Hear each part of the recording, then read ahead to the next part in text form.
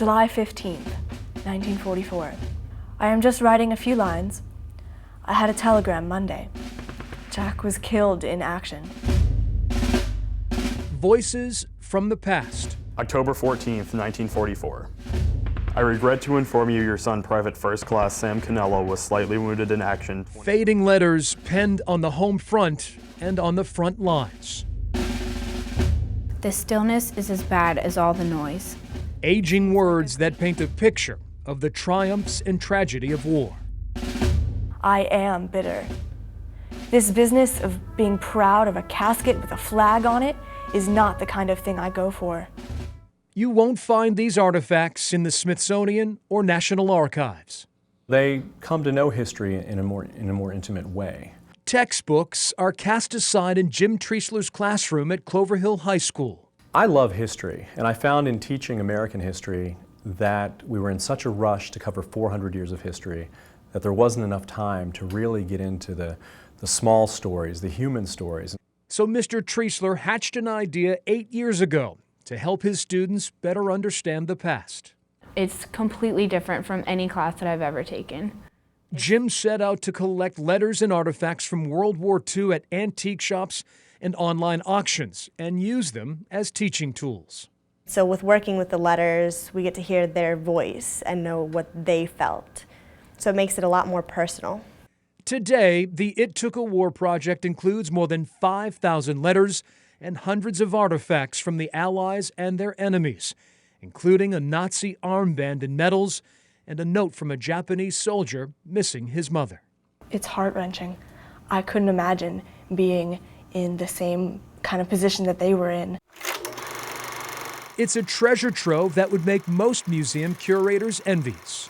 And it's just so emotional to read them and think that someone my age was going through such deep and raw emotion like that. Some letters are pages long, others a few short lines, like the note from the mother of Jack Shelley, a U.S. Marine killed in the Pacific. He always thought so much of you, so I just wanted you to know. I can't write much. My heart aches so much. Jack's mother, Mrs. C.W. Derrig. These letters aren't sitting behind glass or packed away in a safe. October 14th, 1944. This is a hands-on lesson for Mr. Treisler's students. I've had people that said, these letters really belong in a museum, and having students handle these letters is just not a great idea. They'll destroy the letters. And students have been so reverent with the letters. They take great care. While most letters come with a price tag, others in the collection are donated. I never knew my grandfather. Like the dozens of notes from senior Zach Kaufman's family. I shall but love thee better after death. Zach's late grandfather John saved each and every letter his future wife Winifred sent to him on the battlefield in Europe.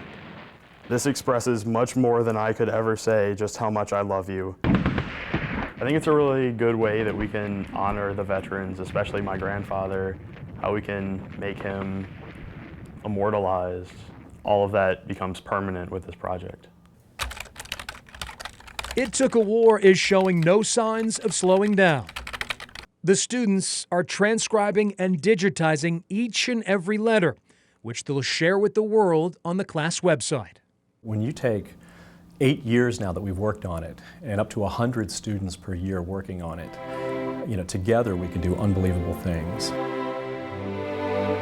May 7th, 1945. Reading the intimate thoughts of soldiers and their worried loved ones at home. So much more than just a chapter in a history book. My dear folks, today the war here finished.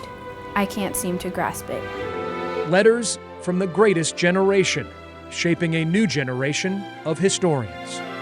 Honey dear, we have been waiting for over 3 years for all this, and now it is really over. Love and more love to my sweet, adorable little angel.